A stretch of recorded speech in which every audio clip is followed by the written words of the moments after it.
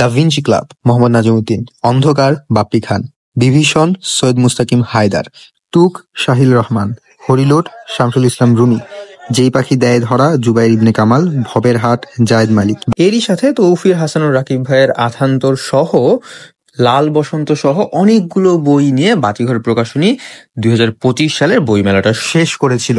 বইমেলা চলাকালীন তো সবগুলো বইয়ের কম বেশি আপডেট দিয়েছি, তো চলুন দেখে নেওয়া যাক বাতিঘর প্রকাশনীর উল্লেখযোগ্য বই কি কি। বাতিঘর বললেই মোহাম্মদ নাজিমুদ্দিনের নাম সবার আগে আসে, এবং ভুল না করে থাকলে নাজিমুদ্দিনের যাত্রা শুরুটা হয়েছিল ড্যান ব্রাউনের এই বইগুলো অনুবাদ করার মাধ্যমে। তবে টু বি অনেস্ট, অনুবাদের চেয়ে নাজিমুদ্দিন ভাইয়ের মৌলিক লেখাগুলো সবচেয়ে বেশি স্বীকৃত। 1952, নিছক কোনো সংখ্যা নয়, জাল, পেন্ডুলাম, রহস্যের ব্যবচ্ছেদ অথবা হিরণময় নীরবতা, ঢাবাকা, দরিয়াই নূর, অগচরা, এরকম অসংখ্য রকমের বই রয়েছে যেগুলো অনেক বেশি সমাদৃত হয়েছে। তবে সবচেয়ে বেশি ফেমাস হচ্ছে বেগ বাস্টার্ড সিরিজ। এখন পর্যন্ত 7টা বই আছে: Nemesis, contract, Nexus, Karachi, confession, next এবং কন্ট্রোল। দুটো বই না বললেই নয়, রবীন্দ্রনাথ এখানে কখনো খেতে আসেননি, রবীন্দ্রনাথ এখানে কখনো আসেননি।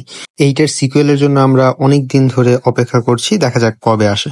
মুস্কান জুবেরির সাথে অসমাপ্ত বোঝাপড়া আমরা কম বেশি সবাই শেষ করতে চাই। তবে যেই বইটা আমার কাছে সবচেয়ে বেশি ভালো লাগছে সেটা হচ্ছে কেউ কেউ কথা রাখে। না, এটা কোনো রোমান্টিক গল্প না, এটা একটা থ্রিলার গল্প। পটভূমি হচ্ছে 1974-75 সালের দিকে। নাজিমুদ্দিনের একটা বই যদি রেকমেন্ড করতে হয় তাহলে এই বইটা। আর আমার উইশ লিস্টে এই বইটা রয়েছে, জুলাইয়ের গল্প। এটা ডেফিনেটলি নাম শুনে বুঝতে পারছেন, খুবই সময় উপযোগী একটা লেখা। এটা আমার পড়া হয় নাই, আমার ইচ্ছা আছে এটা পড়ে নিয়ে এটার উপর ডিটেলস একটা রিভিউ দেওয়া। গত বছর বের হয়েছে, এবং এইটার প্রচ্ছদে যে ছবিটা দেওয়া, এই ছবি নিয়ে কিন্তু বেশ ভালো একটা ঝামেলা হয়েছিল। এটা একটু মনে করে দেখেন। সূচিপত্রের ছবিটা দিয়ে দিচ্ছি, একটু পজ করে পড়ে নেবেন। ছোট গল্প সংকলন অনেকেই লিখেছেন, সম্পাদনা করেছেন নাজিমুদ্দিন ভাই। আচ্ছা, এরপরে পেন্ডুলামের কথা বলেছি, কসমোজাহি। নাম শুনে মনে হতে পারে এটা সাইফাই কোনো কিছু, এটা একটা ক্রাইম থ্রিলার বই। এখানে গল্পের ঘটনাটা শুরু হয়েছে কক্সবাজারে, দুটো লাশ পাওয়া যায় এবং পরবর্তীতে এই লাশের তদন্ত নিয়ে গল্পের কাহিনীগুলো চলমান হয়। মাস্ট রিড একটা বই বলতে পারেন। আচ্ছা, এরপরে যে বইটা দেখবো সেটা হচ্ছে অগোচরা। এটা নিয়ে ওয়েব সিরিজ করা হয়েছে। মেইনলি অগোচরা শব্দটার ইংলিশ হচ্ছে স্নাইপার। অন্য বইগুলো দেখে নেওয়া যাক: খ্যাপা, হিমঘুম, বিসর্জনের দ্বিতীয় সত্তা, নিনাদ। এরপর অন্ধকার সিরিজের হার না মানা অন্ধকার, কেটে যাক অন্ধকার, তারপরে ঘিরে থাকা অন্ধকার, আসছে অন্ধকার, আর হচ্ছে এবার আসছে অন্ধকার বইটা। আরেকটা বই আছে, সেটা হচ্ছে ক্রমশ অন্ধকার। সবগুলোই বাপ্পি খান ভাইয়ের। এছাড়া রয়েছে ঈশ্বরের মুখোশ, ক্যাদুসেয়াস, গিলগামেশ, জাহিদ হাসানের লেখা, আইরিন, অ্যালেক্স আর ক্যামিল। আফনান নিবিড়ের অনুবাদে পিয়ের লিমিতের 3টা বই। এছাড়া রয়েছে কিশোর পাশা ইমনের জাদুঘর পাতা আছে এখানে 2টা বই, নাম একটু ডিফারেন্ট। রয়েছে মৃগতৃষা, মিথস্ক্রিয়া, অবৈজ্ঞানিক কল্পকাহিনী, ছারপোকা, দ্য ব্যাটেল অফ মাহেন্দ্রপুর, যে হীরকখণ্ডে ঘুমিয়ে কুকুর দল, ডিস্টোপিয়া। নাবিল মুহতাসিমের ত্রাসন, সাপদ সনে, বাজিকর সিরিজের বইগুলো, বাজিকর, তারপরে বাজি, তারপরে বাজিমাত। টানা অনেকগুলো বইয়ের নাম বলে গেলাম। আমার প্ল্যান আছে সবগুলো বই পড়ে নিয়ে ডিটেলস রিভিউ দেওয়ার। বাজিকর সিরিজের এই বইটা নিয়ে আমি মোটামুটি একটু ইন্টারেস্টেড, কারণ রিসেন্টলি আমি নাবিল মুহতাসিম ভাইয়ের একটা লেখা পড়েছি। এটা নিয়ে পক্ষে বিপক্ষে অনেক রকম কথাই আমি শুনছি, তো এই সিরিজটা পড়ে নিয়ে ডিটেলস একটা রিভিউ দিব। এবার রয়েছে মাসুদুল হকের ভেন্ট্রিলোকুইস্ট, মিনিমালিস্ট, স্যালামান্ডার জিন। মিনিমালিস্টের প্রচ্ছদটা একটু সুন্দর লাগছে আমার কাছে। এইটা লক রুম মার্ডার মিস্ট্রিতে কাহিনীটা শুরু হয়েছে, আমি পড়িনি এখনো, পড়ার পরে ডিটেলস একটা রিভিউ দেওয়ার প্ল্যান আছে। এটা আমার উইশ লিস্টের ওয়ান অফ দ্য সামনের বই। উফির হাসানুর রাকিব ভাইয়ের আধি ব্যাধি আর দ্য প্যারাগন, এই দুইটাও আমার পড়ার ইচ্ছা আছে। আমি রিসেন্টলি ভাইয়ের আধার উপাখ্যান বইটা নিয়েছি, এবং ভাইয়ের কম বেশি আপডেটেড বইগুলো নিয়েই ভিডিও ডিটেলসে করা হয়েছে।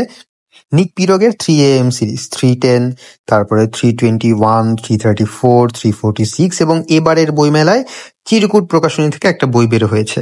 সালমান হকের অনুবাদে আরো কিছু বই আছে, কেইগো হিগাশিনোর the devotion of suspect X. এইটা আমার one of the most favourite একটা বই।